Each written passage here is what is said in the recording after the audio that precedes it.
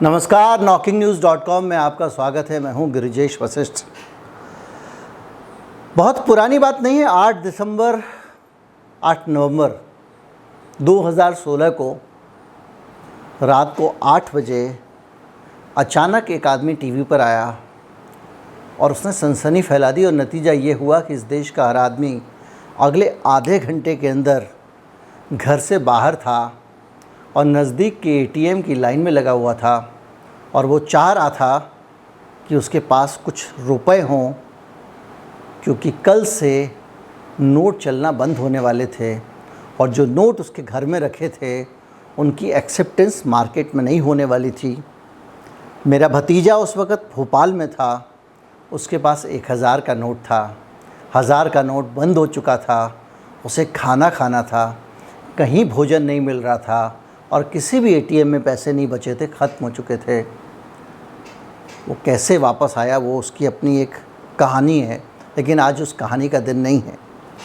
आज ये दिन है उस कहानी को याद करने का कि किस तरह से उसके बाद महीनों तक हम लोग किसी एटीएम में जब कैश आता था तो उसकी ताक में रहते थे कि उसमें कैश आया है तो हम उस एटीएम पे चले जाएं, लाइन में खड़े हो जाएं।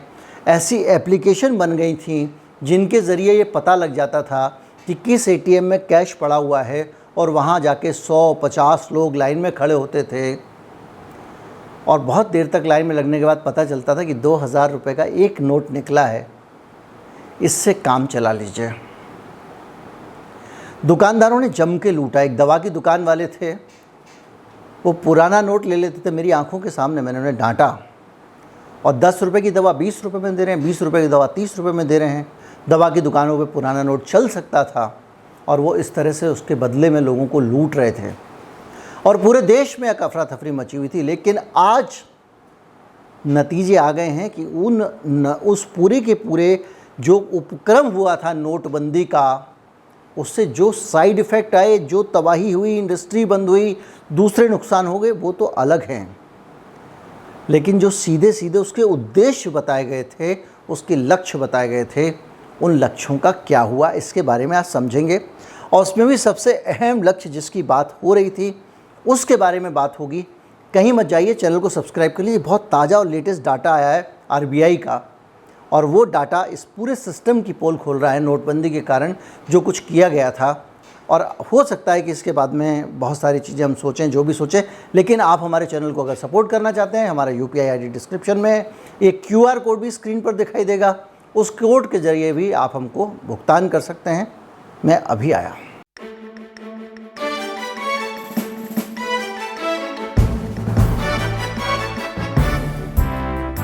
जब 8 बजे मोदी जी ने कहा मित्रों, तो ये दोनों चीज़ें, 8 बजे का समय और मित्रों बोलना, लंबे समय तक एक मुहावरा बन गया था। और उनका जो उद्बोधन था उसमें 5 बातें की गई थी। एक बात तो ये की गई थी कि सारा का सारा पैसा कागज़ हो जाएगा आपका। ये शब्द थे देश के प्रधानमंत्री के, भारत की राष्ट्रीय मुद्रा के बारे में। और उन्होंने कहा कि इससे बहुत सारा लाभ देश को होने वाला है और वो ये था कि सारा का सारा भ्रष्टाचार ख़त्म हो जाएगा और जो लोगों के पास में काला धन पड़ा हुआ है, बिस्तरों में भर के नोट पड़े हुए हैं, वो सारे के सारे नोट कागज़ हो जाएंगे और भ्रष्टाचारियों का पैसा नष्ट हो जाएगा। जिनके पास पैसे नहीं थे उस बात से बहुत खुश हुए कि भ्रष्टाचारियों का पैसा नष्ट हो जाएगा। दूसरी बात उन्होंने ये कही थी कि पाकिस्तान जो है वो नकली नोट जो भारत में चलाता है और बहुत सारे आतंकवादी ऑपरेशन नकली नोट के ज़रिए ही होते हैं, इसलिए जिस दिन नोट बंद हो जाएंगे, कश्मीर में पत्थरबाजी बंद हो जाएगी, आतंकवाद, नक्सलवाद सब खत्म हो जाएगा, क्योंकि ये सब नकली नोटों से ही होता है। ये वादा किया गया था। तीसरी बात उन्होंने ये कही थी कि इस अर्थव्यवस्था को हम कैशलेस कर देंगे तो उसके कारण सब कुछ लेन देन रिकॉर्ड पर रहेगा।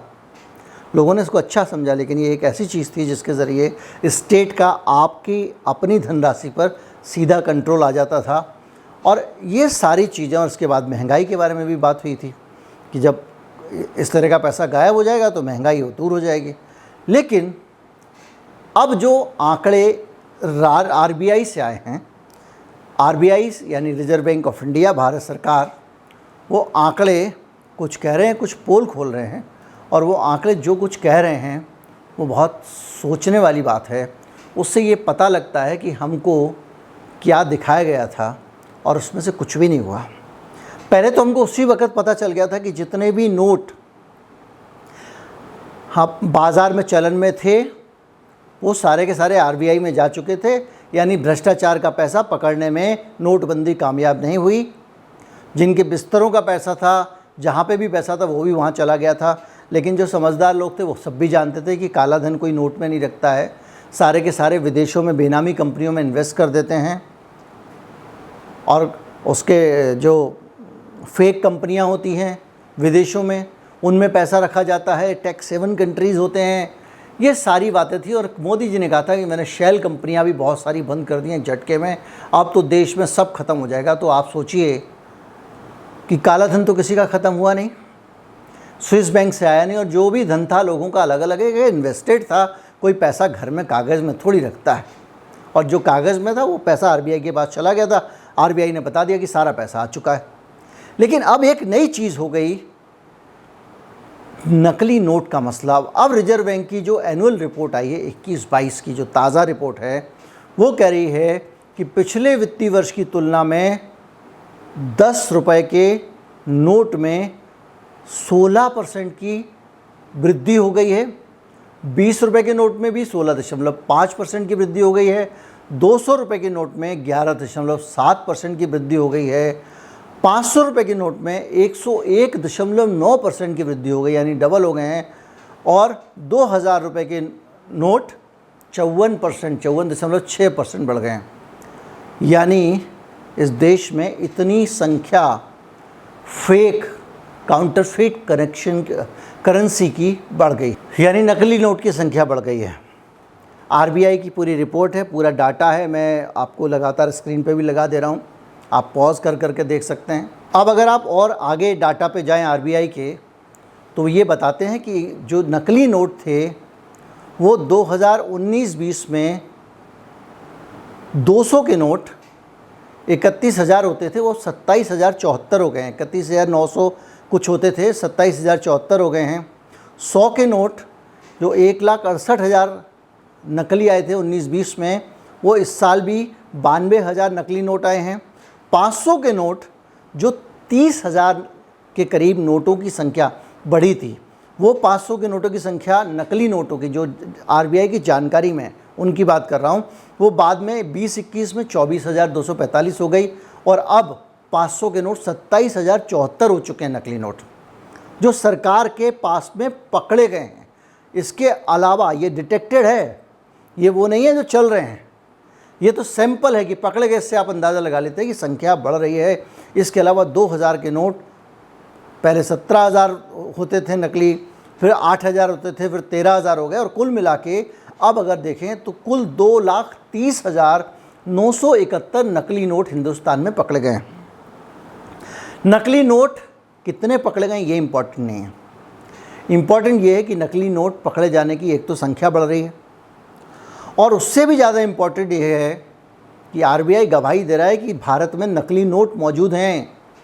ये जो चिप होगा, ये होगा, वो होगा करके हमको बहुत उल्लू बनाया था कि अब ये वाला नोट आया है, इसके अंदर चिप लगा होगा, इसकी इंक वैसी है, इसका फला ऐसा है, मोदी जी ऐसा नोट बनाए हैं कि इसका नकली बन ही नहीं सकता।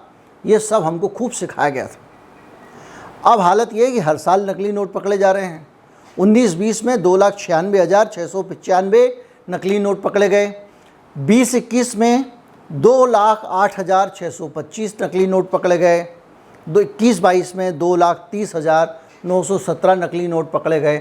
यानी ये इतने नकली नोट तो पकड़े गए हैं, यानी ये तो सरकार का ठप्पा है कि इतने नोट तो नकली हमको मिल गए। बाकी बाज़ार में कितने चल रहे हैं पता नहीं। तो भाई साहब, फिर ये जो नमूना स्पेशल नोट बोर्ड आए थे उसका क्या हुआ? तो ये वो स्थितियां हैं जो आपको लगातार बताती हैं कि किस तरह से प्रधानमंत्री जी और देश की सरकार ड्रोन के ज़रिए कामकाज की देखभाल करते हैं। हर बार आपको कुछ ना कुछ फुंतरू पकड़ा दिया जाता है कि हम ड्रोन से देखभाल कर लेते हैं। उससे पहले कहते थे कि हमने नोट चला दिए हैं, और अब ऐसे नोट चलाए हैं जिनका नकली बन ही नहीं सकता। ज़्यादातर लोग जो समर्थक थे मोदी जी के, जो उनके फैंस हैं, जो उनको दिल से चाहने वाले लोग हैं वो सब उल्लू बने, क्योंकि वो ये मानते थे कि इस बार जो नोट है वो बहुत हाई सिक्योरिटी नोट है, डुप्लीकेट नहीं बन सकता। लेकिन डुप्लीकेट नोट बन रहे हैं, डुप्लीकेट नोट चल रहे हैं और डुप्लीकेट नोट पकड़े भी जा रहे हैं। तो इससे आप अंदाज़ा लगा सकते हैं, भी हो सकता है कि कुछ लोग इसमें टिप्पणी करें नीचे कि पकड़े तो जा रहे हैं, तो पकड़े हमेशा से ही जाते रहे हैं, नकली नोट कोई पहली बार नहीं पकड़े जा रहे हैं।